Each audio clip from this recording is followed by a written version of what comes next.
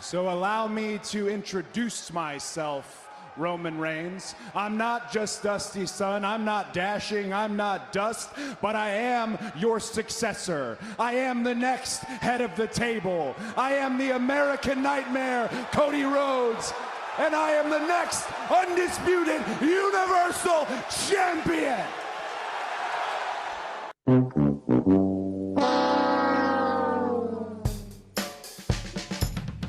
And now, coming to you live from the tri-state area and San Francisco, California, it's the best part of Wednesday, Waffle Box, with your hosts, Mike Fish and Kush Hayes. Welcome to Waffle Box, the podcast where we talk about anything and everything and everything else at the same time. But this week we're talking about WrestleMania. It's not even Wednesday. My gosh, I'm Mike Fish, and I am joined, as always, by the SoCal Pro Wrestling Hall of Fame member himself. Did I get that right? It's Mr. Kush Hayes. Kush, how you doing, buddy? I am the NorCal Pro Wrestling Hall of Famer. Damn it. Kush Hayes here, coming to you with the newest episode of the Waffle Box, the original Waffle Box. You accept no substitutes because it is the best part of Wednesdays. And Mike Fish, I am so happy you had me assigned to watch WrestleMania 39 this year. I don't like it that it's 2 days. I don't like it that it's 2 days long, Mike Fish, but what I saw, I had a great time with, and we're going to get into that, not match by match, but the best of the best. Absolutely. This is the best part of Wednesday, but obviously it's a special episode, so it's Tuesday when this sketch comes out. I don't know actually when you're watching or listening to this, but we don't judge.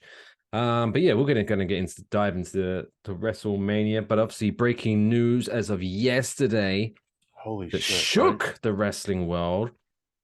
Endeavor, owned by Ari Emanuel, who's been made famous by his screen adaptation of his quote-unquote life on Entourage, has now purchased World Wrestling Entertainment from Vinnie Mac. So where he's going to be spinning off UFC and WWE into a new company.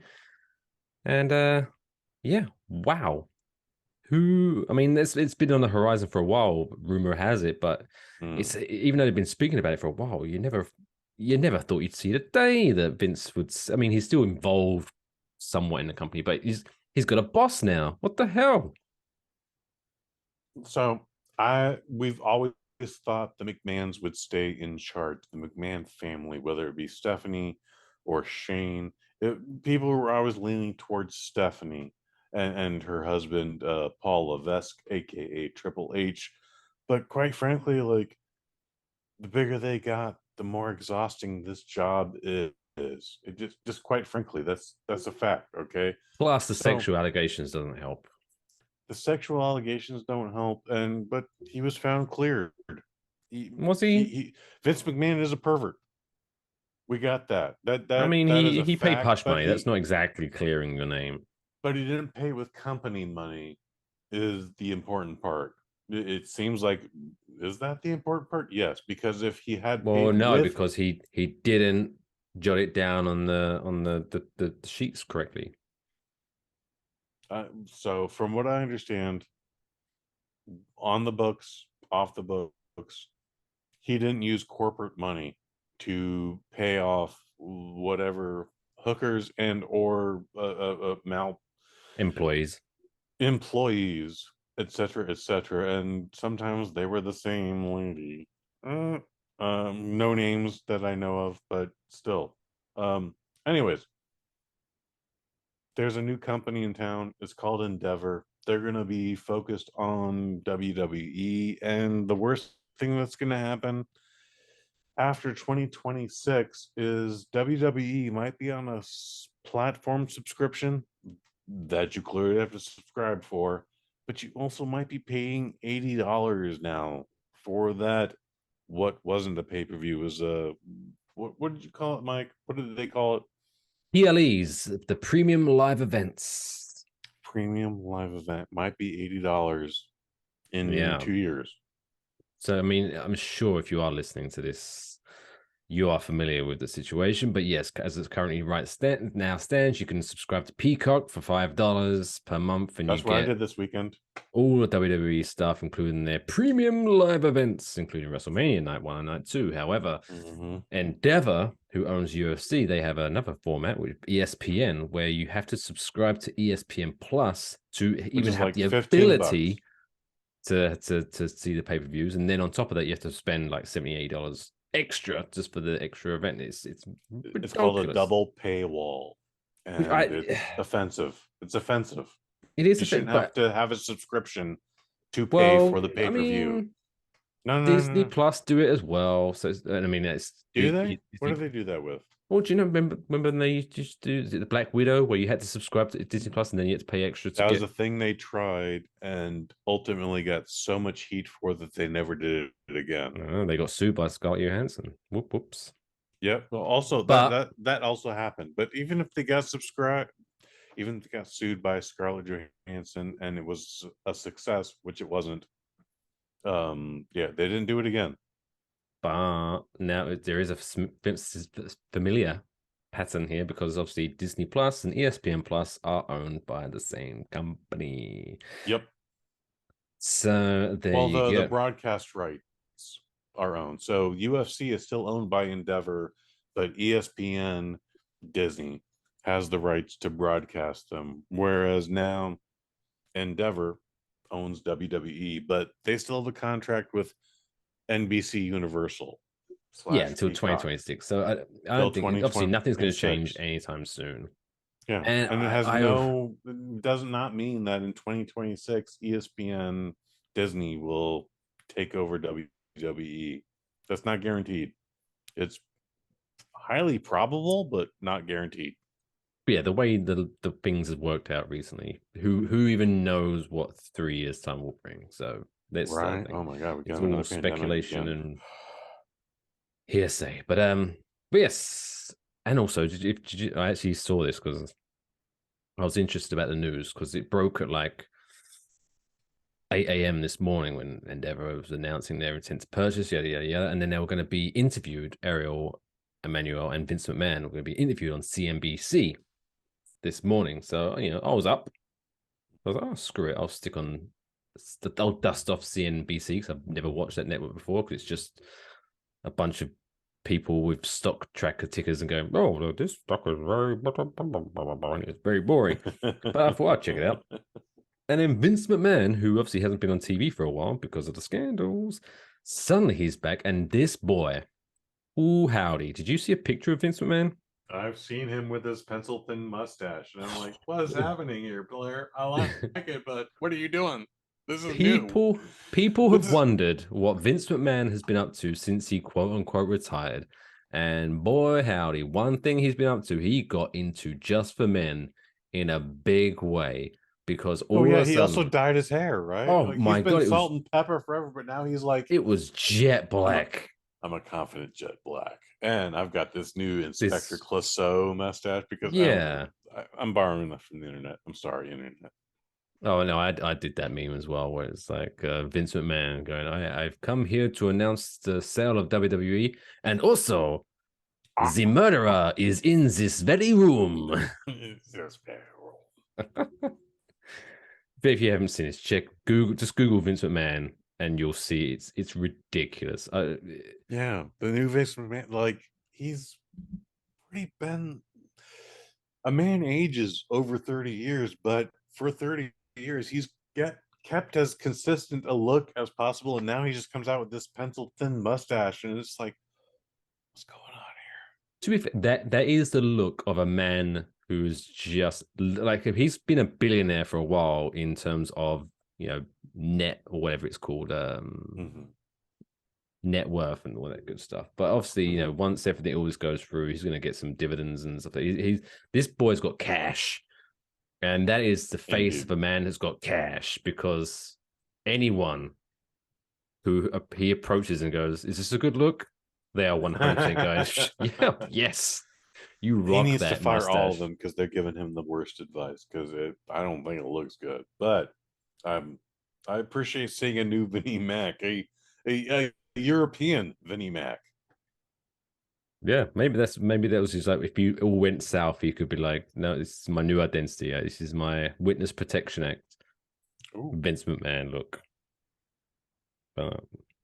You could see him like sitting at a corner cafe in Paris, sipping on a coffee and a big Or even Italia. Yeah. Oh, on a little Vespa. Yes. Oh. Hey, good looking. Want to earn $7 million? Anyway, that's enough of that. Let's talk about WrestleMania. So WrestleMania happened over 2 nights over at SoFi Stadium, and in depending on which part of the show you were watching, this show took place in Los Angeles. This show took part in Inglewood.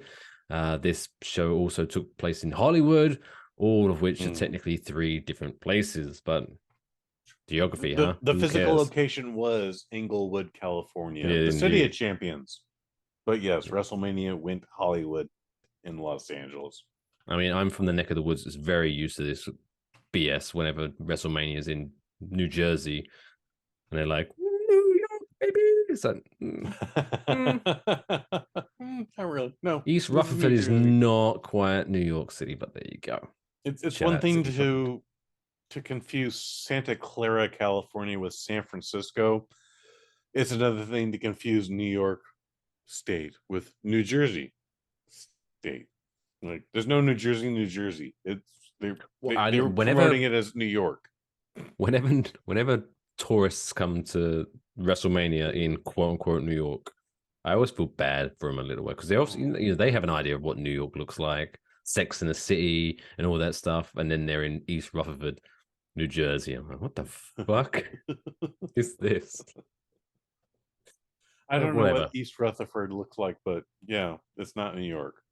It's definitely not New York, but it has a nice new shopping mall, the American Dream. Check that out. It's huge. It's massive. Nightmare. And also home of MetLife Stadium, home of the New York Giants. Shout out to them.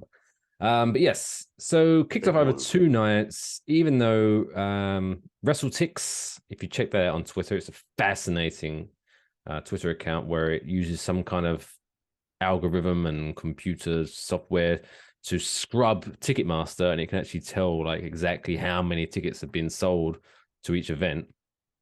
Fascinating shit. Unsurprisingly, it looks like WrestleMania sold around about or distributed around 66,000 tickets for each night, which is damn impressive. If you ask me, I don't know why I didn't get that number, but according to them, they sold like 85. There was 85,000 people there each night, which I'm sure that they were counting the wrestlers, the ring crew, the press. They were probably counting everyone, all the merch sellers. They were literally, technically, they were in attendance. So the first night was over 80,000. I'm sorry, I don't have the exact number. So Saturday was over 80,000, but Sunday was over 81,000. And then they just went ahead and just combined the number. So over 165 plus thousand attended WrestleMania weekend. Yes. And by the way, they paid for 2 nights worth of tickets. You didn't get 1 ticket for both nights. You had to get 2 separate tickets, and that means you don't sit in the same seat the same 2 nights in a row. Could, because at one point they were selling combo tickets, so you could get the same seat twice. That's good, but it probably wasn't cheap. Oh, good lord, no. Well, apparently it was over $22 million in ticket sales alone. That's amazing. Not a bad little weekend for old. That's pretty great. Vinny Not even pretty good. That's pretty great. One thing, my first problem with this WrestleMania is, and it's no that SoFi Stadium, incredible stadium, amazing, huge. It's almost bigger than the Tokyo Dome, almost. And the setup, like the entranceway, looked incredible. Because it's only WrestleMania they do it for now. Maybe some other shows if they do it at a stadium. But I remember back in the day when every wrestling pay-per-view had a different entranceway set up, and it all looked unique and it all looked fascinating. But now it's just one big LED screen where they just use different graphics, and it's like, eh. So I always look forward to WrestleMania when it's like a different stage and whatever, right? And it looked fantastic. Okay. But obviously, because it's on the West Coast, so this show started at 4 p.m. No, sorry, 5 p.m. 5 p.m. So obviously, it was very much daylight, and SoFi Stadium has a glass ceiling. So it was daylight, which it at first it gives like a unique look because you're not used to seeing wrestling in daylight because it's normally in arenas. But there was a couple. I mean, I'll get into a little bit when we talk about day 2. But there was some things where it's kind of like it lost its like aura because it's daylight. There was no all the natural light, which we'll kind of get into that. But yeah, night 1 kicked off. I know we're not going to go match by match, but obviously we can't talk about WrestleMania without talking about old Johnny Cena, old growing out his hair, even though he's got a massive bald spot. I'm not one to talk, but whatever. Yeah, that looked. You want to say time has not been kind to John Cena, but however, one, he's 45 years old, and for 45 years old, time has actually been pretty kind to John Cena.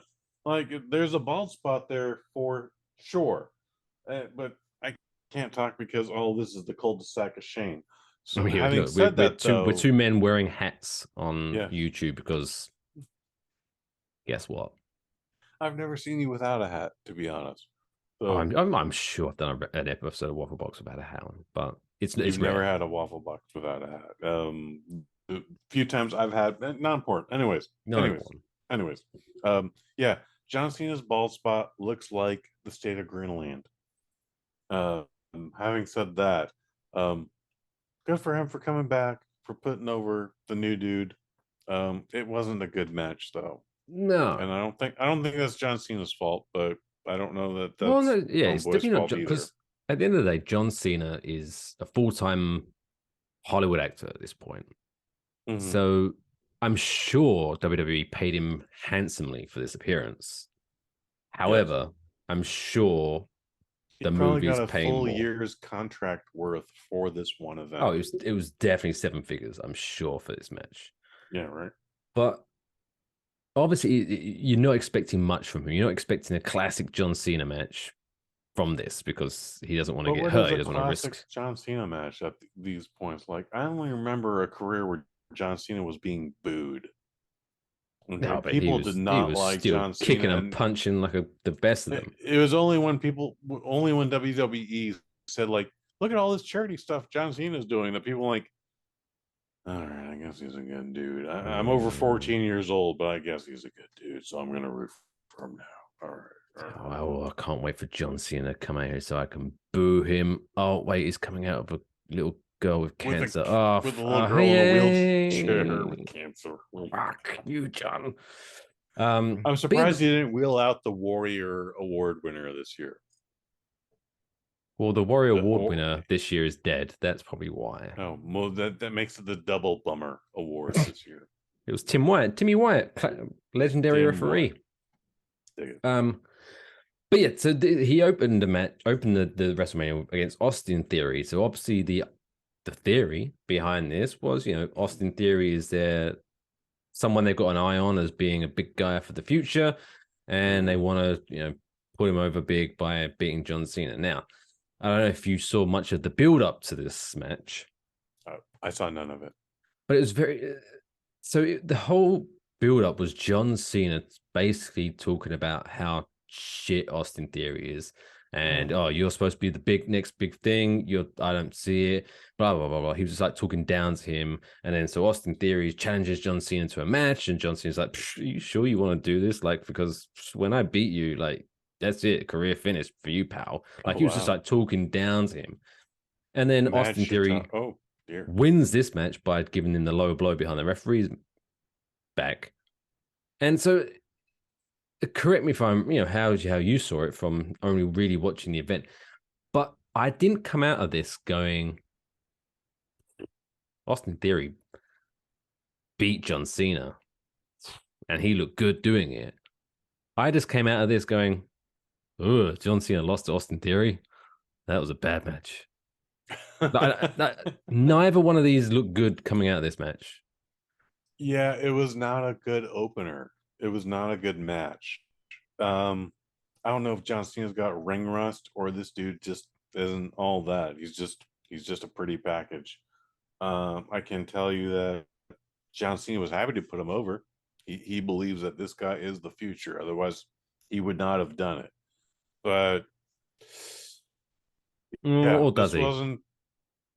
Well, I mean, WWE Does he hasn't like, convinced. oh, well, what, really? Austin Theory, you want me to put him over? And then he gets a phone notification. The direct deposit is now in your account. Oh, yep, Austin Theory is the guy. Let's go. I think John Cena actually has enough juice now that he can go like, yeah, I'm not fucking putting that guy over. Fuck that guy. I will not participate in this event or this Are you match. accusing John Cena of doing steroids? Negative. But he is on PEDs, which is a whole other thing. Anyways, Anyway. yeah, it wasn't a good match. And it wasn't a good opener. And that curtain jerker, it sets the whole definition for what the event is going to be. It should be the second best match on the card. It was not in this case. So, No. I guess I um, understand the theory behind it. Oh, God, now I can't stop saying theory.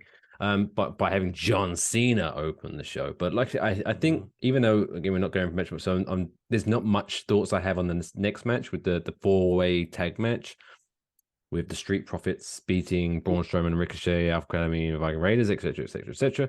But mhm. that would have been the match I would have started because it was fast paced, all going, move, big That move, probably would big have been move, a big better move, big match. move. That would have been the match I'd have opened up the show with. That probably would have been a better match to start with. But probably John Cena just been like, man, put bumping us to the front. Yeah, I want to get out of here. my flight's at 6. I Can gotta be we? on set somewhere at such and so time, and I can't dawdle.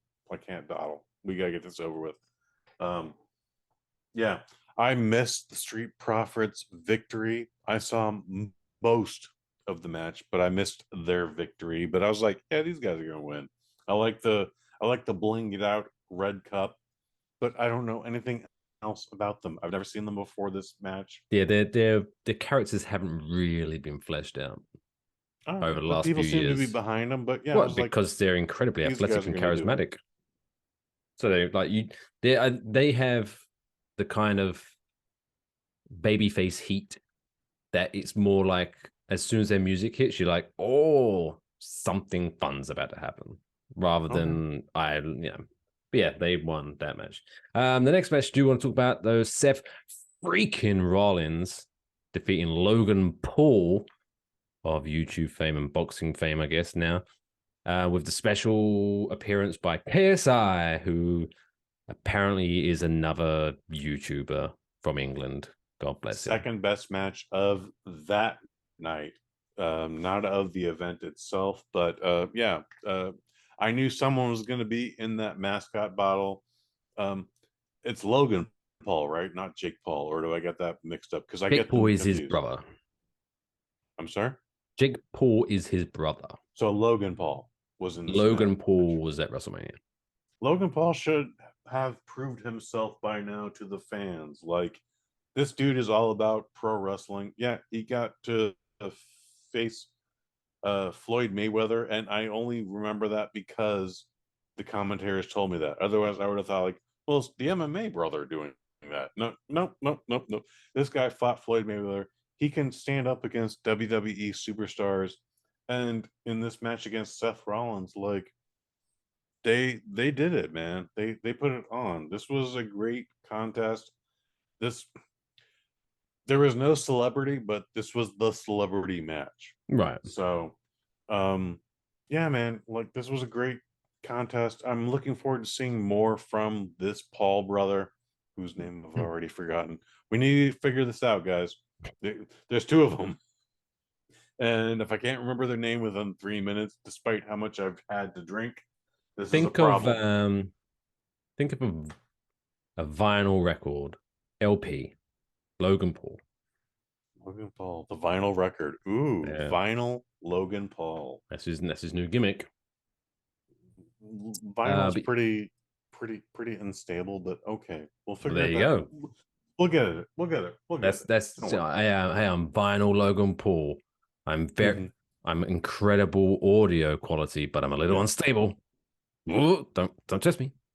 I like KSI's involvement with this. These guys are supposed to be like fucking mortal enemies, and he's just like, Apparently. yeah, check this out, bro. Like selfies all the way, and then he gets thrown through the table. Like he's in it, so he gets the product, he gets the entertainment aspect of it. And he's good. I've never heard He's a good at it. KSI I'll give him song, that. but I Oh, I don't know appreciate KSI, him. but I don't know what he does. But yeah, Logan Paul, very good. I will give him credit. He is a very good professional wrestler, and hopefully he sticks around. Apparently, his contract expired after WrestleMania, so we'll see. That keeps happening. How do they let that happen? This is so stupid. I don't know. I don't know. Women's 6-man that happened. 6-woman happened. It was good to see Trish and Lita again. Oh yeah. So that would have been an interesting. Lita's not up to par. She's been spending 20 years in dog shelters. It's a great charitable contribution. She found her groove. She doesn't have to work again a day in her life, but she's like, I want to work in dog shelters. Why not? But when she's like doing the twist of fate or like most of the Hardy signature moves, she looks like an old woman.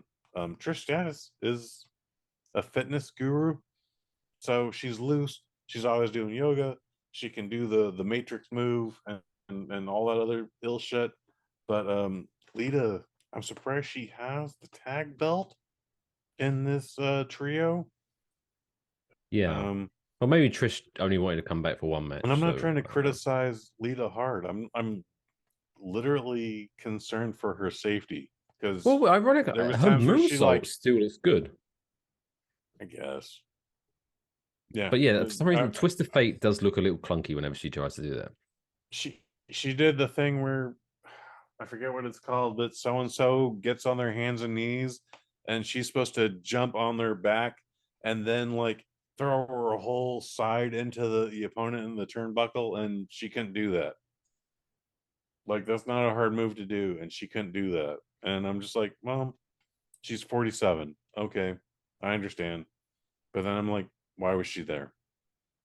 This is no bueno. Yeah. Also, shout out to Io Sky, who I am in love with. She is a fantastic professional wrestler.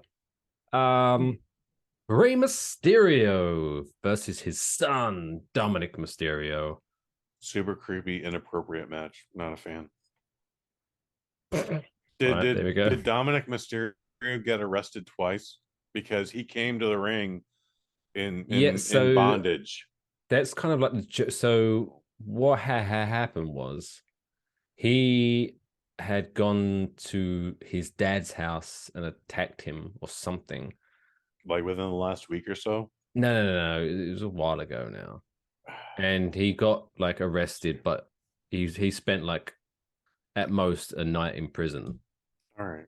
Just being like, and then he got released. But that became like his story, where it's like, man, prison's changed me, man. Like it was hilarious. I'll give him credit. He sold it very well. It was a hilarious edit to the story. But that was like months ago. It was a while ago, yeah. Okay. But that was his thing now. He's he's an ex-con and stuff like that. He's hamming it up. Okay. But that was again months ago. Yeah. So did you ever see Dominic when he was a baby face as a tag team with his dad? The whole ladder match between Ray and Eddie for the custody of Dominic. I saw Vicky Guerrero's introduction. I saw all that shit, dude. Like this has been a wild fucking angle that has spanned decades. So when Dominic is playing a prison bitch who only spent one night in jail, this is wildly upsetting. Well, if you were able to see the whole thing, so when he was teaming up with his father as his white meat babyface, sure, he was horrific. It was just like it was one of those where it's like, oh my God, this guy is clearly here because his dad is Rey Mysterio, and WWE feel, yeah, sure, we'll hire your son, why not? But the second he turned on his father and became a bad guy, you were like, okay, I get it. He's good at this. Like this, he needs This to is be great never for the be story, but did his performance change? Did his yeah, moves yeah. change? I think he's so I think it's one of those where, because I mean, he's not gonna like vastly improve in within 4 months kind of thing. So I think a lot of the time was his performance was in the ring was good, but it was just his character was so unlikable as a babyface. You just couldn't get into his matches. Whereas now he's like, this guy should never be a good guy again. He should now retire as a bad guy. This should be his entire career. It's been a lot of fun. Do you know? So in the build up, so they cut. So real quick, sorry, but annoyingly, my favorite part of this storyline, they cut it out of the build up package, the video package, which was like it blew my mind, right? So the whole point of this was Dominic wanted to fight his father at WrestleMania. Sure. And Rey Mysterio was like, I'm not that guy. I'm never fighting my son. That's not who I am. That's not what I do. Blah blah blah. And he was very like adamant on that. So it's very like interesting to see because it's like, oh, this is clearly where they're leading to. So how are they going to get to the match without Ray looking stupid or like a bad person? You know what I mean? And then they did show it in the video package where Dominic is yelling at his mum and things like that. And then they show Rey Mysterio running down and punching Dominic, leading to the match. But Rey Mysterio then picks up the microphone. And in what? Oh, it got me. Right. So he said basically, he's like, you do not talk to your mother like that. Yeah, which right. was like, which is a good. That. I saw that bit. Yeah, that was the good bit. But then they cut out the next line, which was the one that I think sent it home, where you kind of like you stand up as a man, like yeah. So he said, "Do not talk to your mother like that. She is my wife." And it's like, oh, oh. And still your mother. She's saying it's your mother, but you know, it's like. Do you know what they should? If this was the Attitude Era, if this was still TV 14 or whatever era, 100% at some point, just to get back at his son Dominic, he's gonna drop the bomb of like, "Hey Dominic, come here. I fucked your mom." Oh, that would have been in like late 90s WWE, but obviously not. That probably would have happened actually. Yeah. I 100% see that. Rhea Ripley, Charlotte Flair for the Match of SmackDown the Women's night. Championship.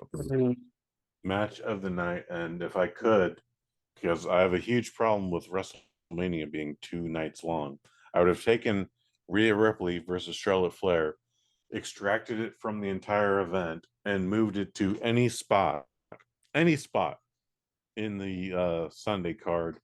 And that would have been the greatest WrestleMania 39.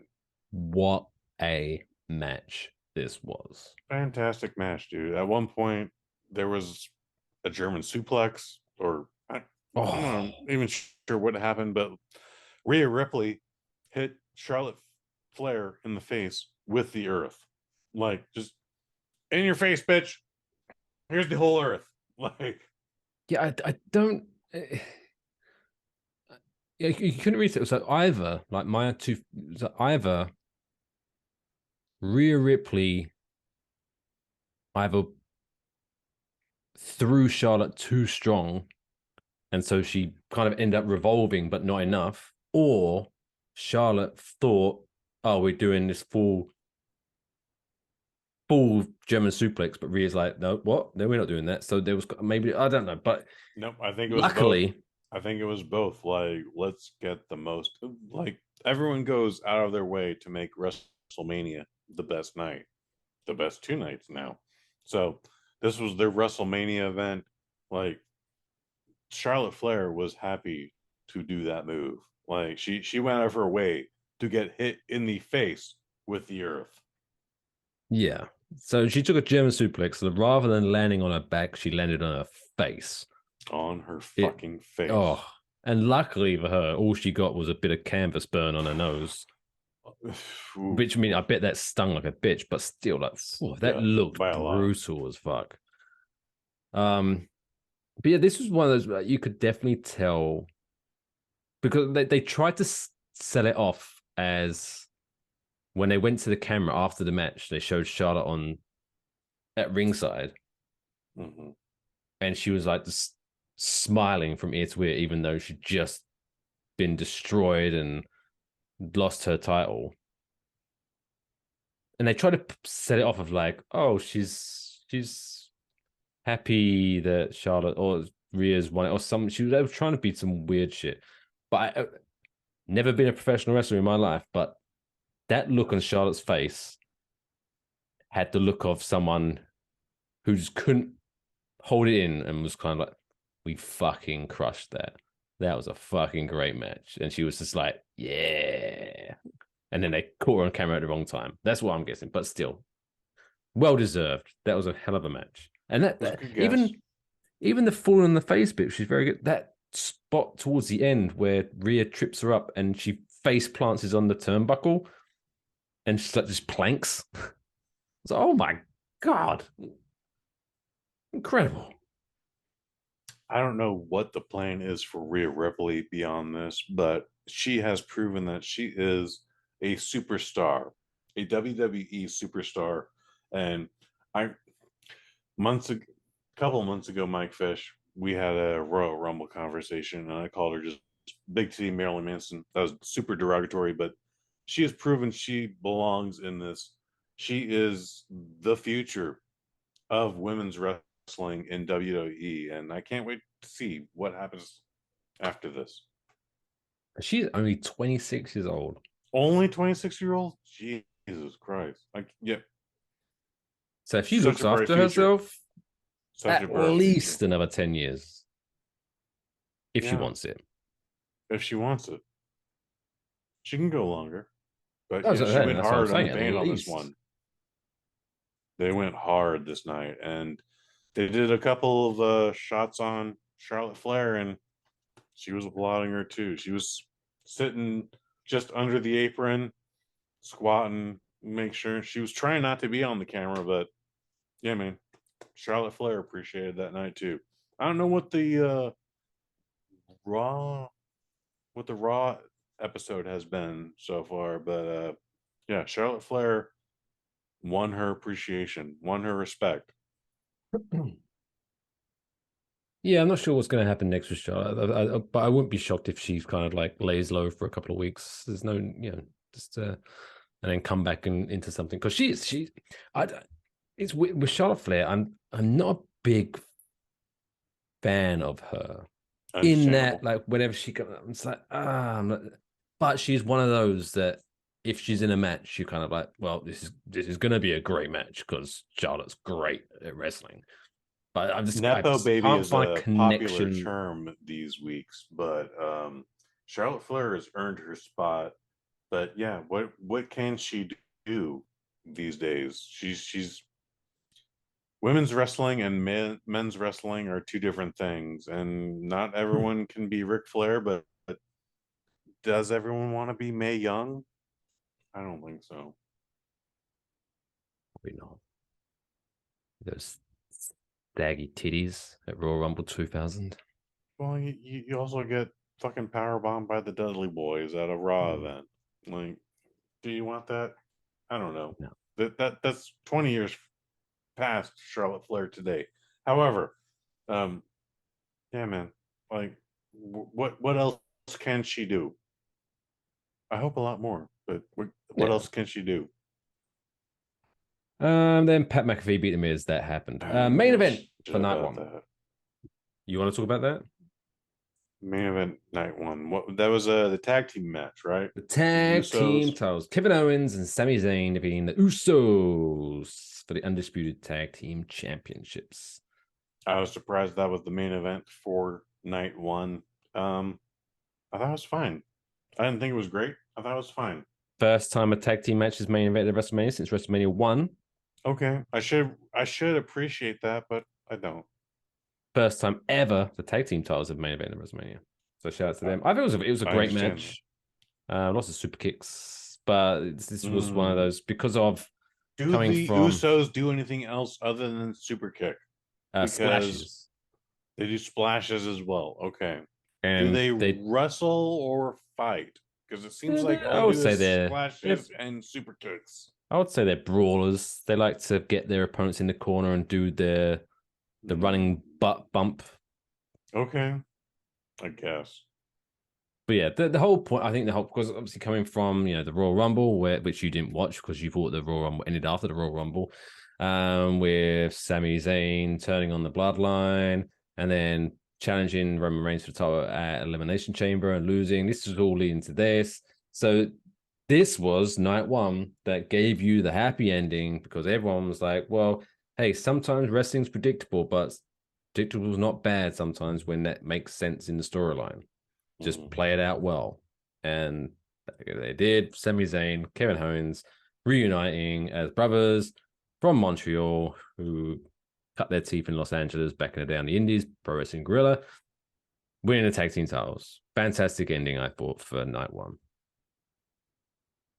It's fine. Yeah. Man. And then it could have been a Raw episode. I'm sorry. It could have been a Raw episode. See, this is where we differ. So you were a night 2 kind of guy. I was a night 1 kind of guy. I was hey, don't get me wrong, night 2 had some great matches, but I just thought from start to finish, I thought night 1 was better than night 2. Night 2 opened up with Brock Lesnar versus defeating Omos. Yeah, I think he legitimately got injured during that. Well, he appeared the following night on Raw. Oh, okay. So I think he was all right. I think he was just selling very well. All right. Yeah. Well, then he's a good seller because I've had a lower back injury, and you hop off a step. It's the worst feeling in the world, man. Like just. Well, yeah, but neither one of us are Brock Lesnar. Let's be honest, because I hurt my back. But sometimes he's got getting an off extra the toilet. 150 pounds on his torso compared to us. Compared to me, he's probably got myself 300 pounds on me. But never mind. No, I'm gonna give you the benefit of you as well. 150 pounds on your torso. I appreciate that. Yeah, it was what it was. Interesting dynamic because normally Brock Lesnar's David versus Goliath, and he's Goliath, but this time he was David. Fun stuff. The women's Fatal 4 tag team match happened, and then we got super fun episode with a super shitty finish with Ronda Rousey and Shayna Baszler. Yep, winning. I don't know Shayna Baszler, but yeah, Ronda Rousey just she also used to be an MMA fighter who's big friends with Ronda Rousey. That's where their connection is. I fast forwarded for this. I'll be honest. Then we got to what I would say might be my favorite match of the weekend. We saw Sheamus and Drew McIntyre challenge Gunther for the Intercontinental Championship. Oh my good. See, this is where even though this is a little bit more complicated, but some people, for example, they bring Stone Cold was famous for this. Hulk Hogan was famous for this in his prime, where they're like, oh, it's just punches and kicks and slaps. This was an example of how you can pretty much just utilize punch, slap, kick. Obviously, they had some other stuff thrown in here, but make it edge of your seat stuff. This was such a great match. I thought it was the perfect triple threat match, because always you have to have that bit where one of them gets knocked out and then the other two can have a match and then one of them gets knocked out and then someone else pops it. But this was, I didn't almost notice that either. It was just action happening and it was incredible. Fucking love this match. That was a great match, but I'm gonna break this to you, Mike Fish. It English racism, because the Scottish guy and the Irish guy just brawled, and they were happy to do. They were just happy to brawl each other. Like we were brawling for the privilege of facing this German guy Austrian. right over here. Is he Austrian? He's Austrian. That's the thing. Okay, well, we learned a thing tonight. But where's the English racism coming into this? The Scottish and Irish. Neither one of those are English. But they were occupied by the European Union. Oh, I mean, if we're talking about countries that used to be... don't worry about this. Anyway, don't worry about this. Don't worry about this, man. Look, Flair. I'm giving you an objective perspective about all this. Anyway, so these two dudes who are best of friends had to fight each other for the privilege of fighting the German guy. Ring General. It didn't go very well. But if they could have united, shit. If they could just that unite championship their would have kingdoms. changed hands. It would have been great. But one thing for sure, all three of these gentlemen probably woke up on Monday morning with very sore chests. Jesus Christ, right? Ooh. I think Gunther got the least of it. I think Drew McIntyre and Sheamus have the best of bruises on their chest from all that fucking chopping. Slap. There was this one, I'm sure they all did it at some point during the show, but there was this one point where it zoomed in on Gunther and he was in the corner and he was doing his bit, but then you could tell he did this legitimate look down at his chest and was like, fucking hell. Oh my God. My chest. Then SmackDown Women's Champion. Sorry, no. Raw's Women's Champions. I do apologize. SmackDown was the night before. Bianca Belair defeating Asuka. Fine match. That's fine. I'm glad Bianca Belair cut off part of her ponytail because she was stepping on that during the Royal Rumble. And that was getting in her way. So I'm glad she fixed it. Or maybe she just tied her hair tighter. But yeah, it was okay. Yeah, it's a great part of a gimmick because sometimes when she's like slapping people with her hair. But yeah, I can imagine that could be a pain in the ass at some points. Mm-hmm. And then Shane McMahon made his triumphant return to WWE. Big oops. Challenging The Miz for an impromptu match and doing a leapfrog and died. I don't even think he did the leapfrog and died. I think he was just standing and just went like, oh my God, my leg. So confirmation from WWE, he tore a quadricep. Yeah, I believe that. Oops. But Triple H at the post-WrestleMania press conference did give shout out to Snoop Dogg for his quick thinking, which who would have thought that would ever be said? Because when The Miz was kind of like walking around going, oh, okay, what now? And then Snoop Dogg just comes in and punches him. But then that was, I guess, Snoop Dogg's quick thinking. He was like, hey, I should probably do something. But then, and normally, whenever you hear spots being called on TV, there is a little bit of like, come on. And that was a problem. You've been doing this. You've been doing this a lot. Like, come on, you can work this out.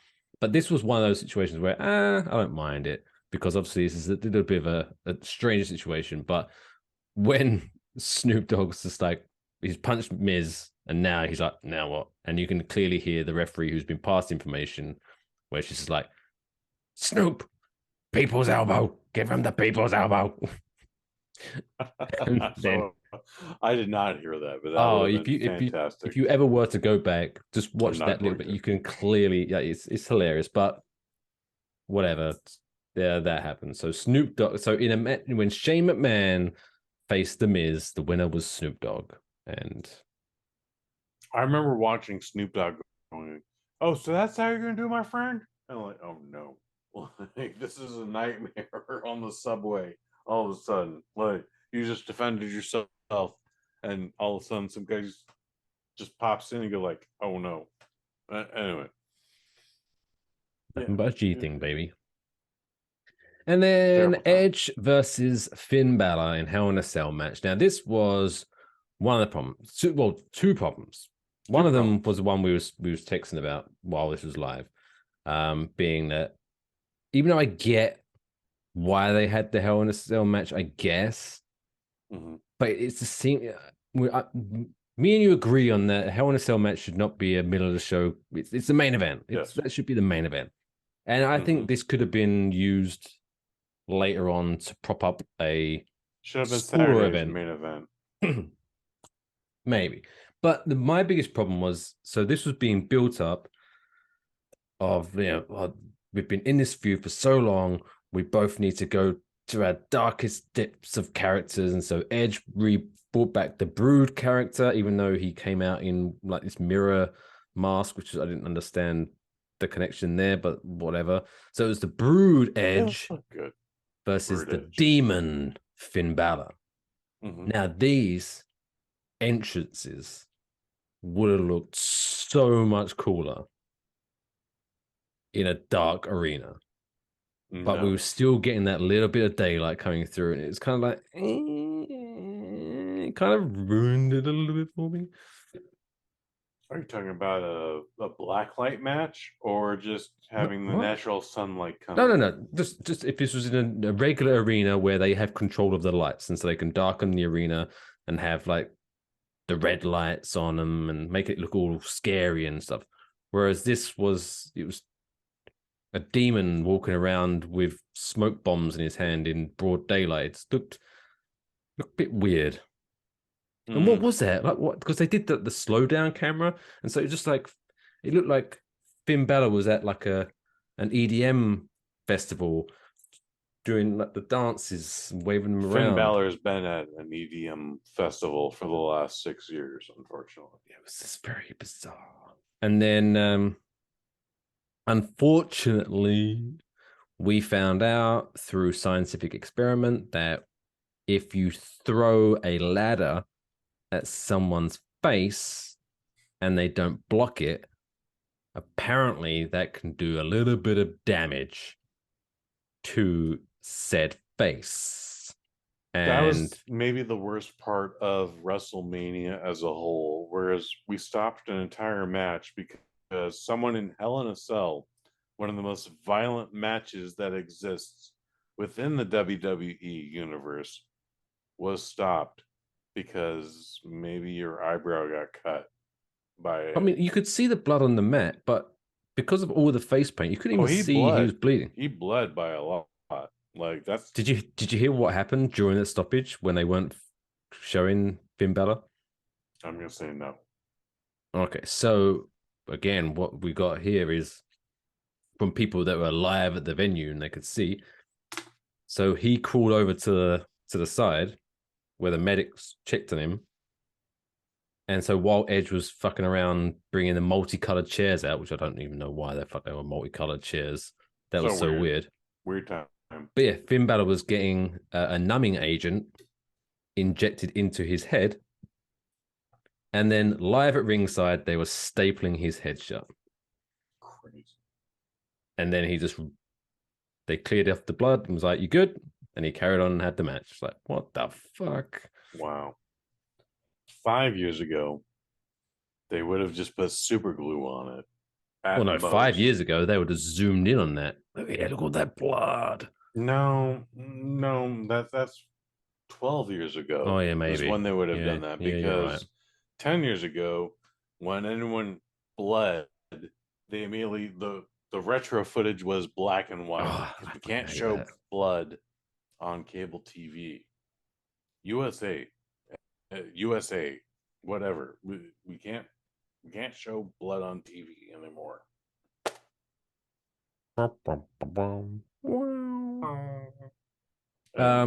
Then at some point, apparently, Hell in a Cell all of a sudden has like steps and levels in it, which gave for a good visual, I guess, when Finn Balor jumped off the wall of the cell and through the table. But it's like, what the fuck? Oh, yeah. That was right. Yeah, there. Where did that come So from? there's a camera posted on the cell called the RoboCam. It's a camera. It's mounted in spot, and then someone backstage is literally controlling it via RC.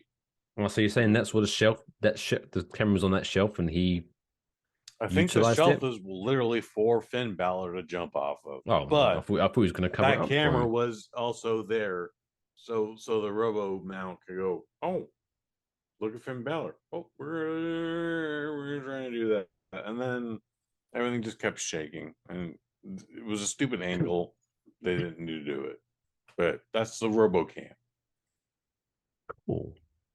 But then Edge eventually won in a match where, like, You've been watching WWE longer than I have now. What is Edge's WrestleMania record? Because I had an I have 11 and no 1 idea. once upon a time. His one was to The Undertaker, but to my knowledge, Edge was WrestleMania 24. undefeated for a while. Yeah, I have no idea what his record is at WrestleMania, Fair but enough. I just, Fair enough. even though it seems strange saying this, where it's like, well, I thought the heel should have won, the bad guy should have won, because it's WrestleMania, the good guy wins. But this feud with the Judgment Day, which is the faction that Finn Balor is the head of, Name. it is a stupid name, but it's one of those, like, every match, because this feud's been going on for a little while, every single time Edge faces Finn or just he just wins really easily, and then they have another match. Like, why is this still going on? If it's going on, surely at least let the other guy get something. But no, it's a very one sided. I don't get it. So it was a fun match, hampered slightly by the head injury, which broke it. But yeah, I didn't understand it. But there you go. That's just me. Bad execution is what I'm hearing. Speaking of bad execution, we are at the main event of WrestleMania Night 2, where the American Nightmare, Cody Rhodes, challenges the undisputed WWE Universal Champion, the Tribal Chief, Roman Reigns. Cody Rhodes, the white meat babyface. Look, whether you think he's a good babyface or a bad babyface is irrelevant. He is aligned as a babyface. When someone walks out, when someone walks out and just puts their arms out, and 60,000 people go, wow, sing along to it. That's not a heel. He was a good guy. Trust me. Someone who watches the program. He's a babyface. Anyway, that's not important. Important thing is, call it a misjudgment in society. This fucking finish. I was so annoyed at how this match ended. Solo so-and-so Solo Sikoa, who is the Usos' younger brother, I believe, in real life. But so a lot of people online, I'm sure if you are listening to this, you're familiar with Twitter and their reaction to this match. A lot of people were expecting Cody Rhodes to win this match, end the Bloodline's dominance, and walk off into the sunset. Happy days. That didn't happen, so people were pissed off. Me, not so much in that sense. But I mean, okay, before I go in my grub, what did you think, as someone who kind of only watches the PLEs, what did you think of this match? I haven't seen WrestleMania since 2019. The first WWE event I've seen was Royal Rumble just a couple of months ago, and I thought this was a great match. Had a big fight feel to it. I remember 5 years ago when people were booing Roman Reigns just for being Roman Reigns, for having The Rock come out and go like, he's all right. Come on, guys. He's all right. People hated Roman Reigns so much that even when The Rock came out, people were like, "Oh, we hate you too now, Rock. Fuck you." I remember like exclaiming to the people of the bar, like, he is trying, people. He is trying. He's trying his trying best to be a champion, okay? And they did not want to hear it. 5 years later, 3 years into a pandemic, he has caught a whole new wave. He has accepted his destiny. He is a bad guy. And you know what? I'm okay with that. But people finally respect Roman Reigns. And I was there to respect him. Like, I felt going into this, he was not going to lose. And, Cody Rhodes gave him a great contest. There's going to be no doubt about that. And if anything is said less on the Raw after, well, that is a crime. However, it was still 4 against 1.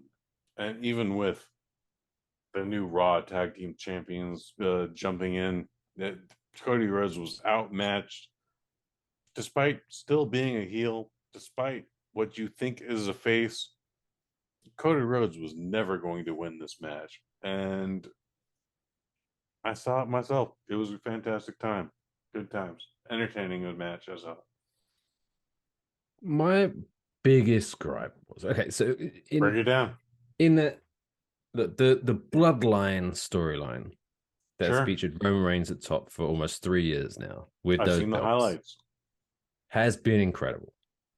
The storyline has been incredible.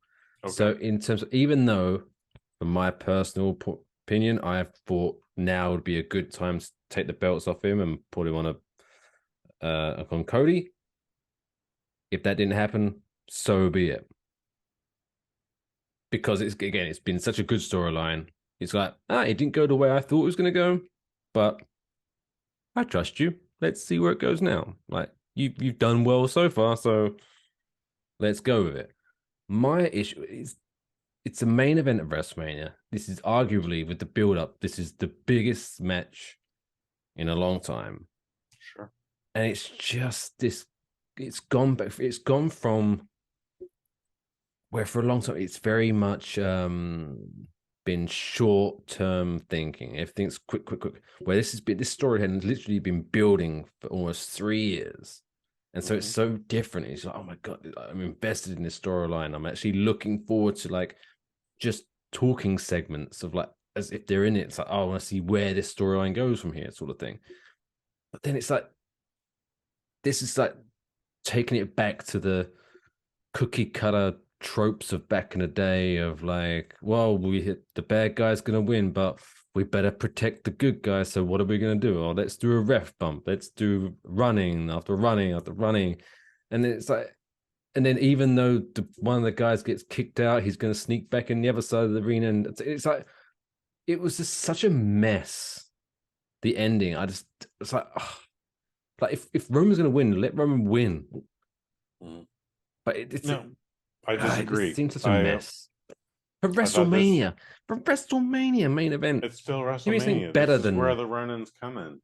Like, you want to show that not only does Roman have his opposition, but Cody Rhodes has his opposition. Like, he's got allies in reserve.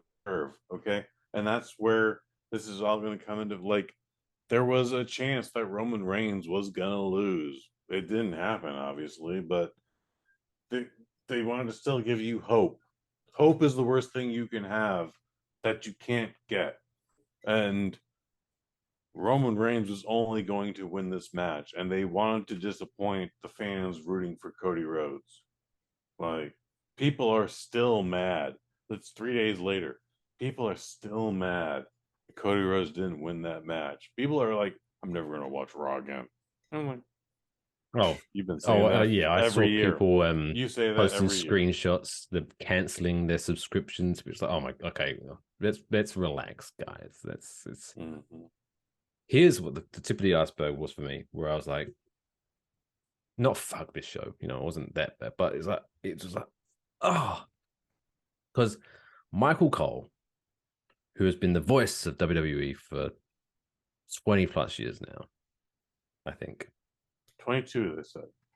Yeah. So he's been longer than anyone. Anyway, so and he has been fantastic the last few years, where he's found his position, his need, like his character, I guess, where he is the voice of the fans. He is the good guy. He doesn't take any shit. You know, whenever a bad guy sneezes, he's calling it out, right? He's I'm the good guy. And then, so when Roman Reigns literally clear as day cheats to win, he's a bad guy. But that's what they do. But he cheated to win that match. Right. And then as he's walking up the aisle, Michael Cole, who is supposed to be the lead commentator, goes, wow, I guess now we have to acknowledge him. What? Yeah, it's a bad line read. It was a bad line read. That's all I can say. No, you're supposed to be pissed off. You're supposed to be, oh, what? This is a Travis problem. You're supposed to be like, man, like remember Jim Ross back in his prime? He would be losing his mind if that happened. But I guess he's really good. No, what? I mean, like, he is good, but I mean, in the context of the show, no, you're supposed to be like, he should have lost. He had to cheat to win. Cody should have won. Blah, blah, blah. Like, build up Cody. Don't just be like, well, I guess if you didn't get caught, it's good enough for me. What? Fucking hell. Yeah, I didn't like it. But if anyone did, I'm not mad at you. I ain't mad at you, but yeah, for me, it just didn't sit well for me. The whole night, not the whole night too. I thought the Intercontinental Championship match was great, the best match of the weekend for me. But rest of it was kind of like, it's good.